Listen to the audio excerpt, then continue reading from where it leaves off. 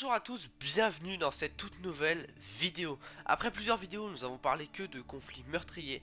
Aujourd'hui, il est important pour moi de vous présenter le pacifisme.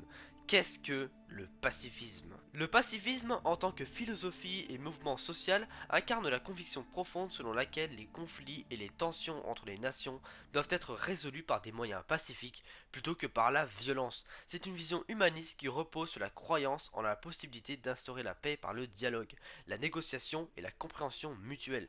Le pacifisme ne se limite pas à la simple opposition à la guerre, mais englobe également une opposition plus large à toutes les formes de violence, qu'elles soient individuelles, collectives ou institutionnelles.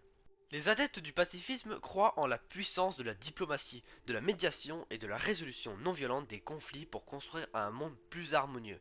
Ils mettent en avant des principes tels que la justice sociale, l'égalité, la coopération internationale et le respect des droits de l'homme.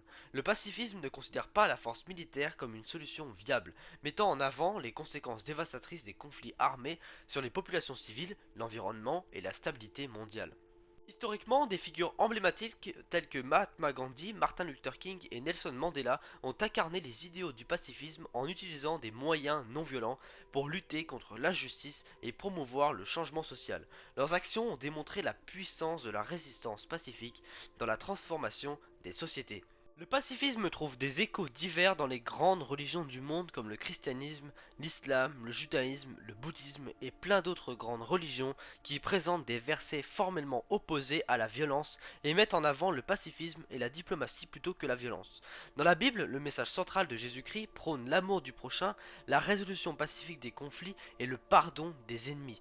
Dans le Coran également est soulignée la préférence pour la paix mais autorise également la légitime défense. Cependant, le pacifisme n'est pas sans critique. Certains argumentent que dans certaines situations, la force peut être nécessaire pour protéger la liberté et les droits fondamentaux. De plus, il peut être difficile de maintenir une position pacifiste face à des menaces graves ou à des agressions directes. Néanmoins, les pacifistes persistent dans leur quête d'alternatives créatives et constructives pour résoudre les conflits.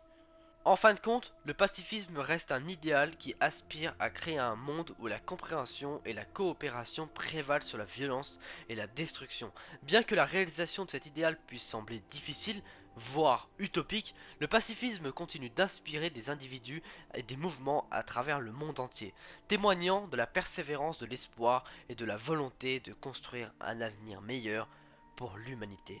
Donc voilà, j'espère que cette petite vidéo vous aura plu. Allez voir ces deux vidéos qui sont importantes pour l'avenir de l'humanité.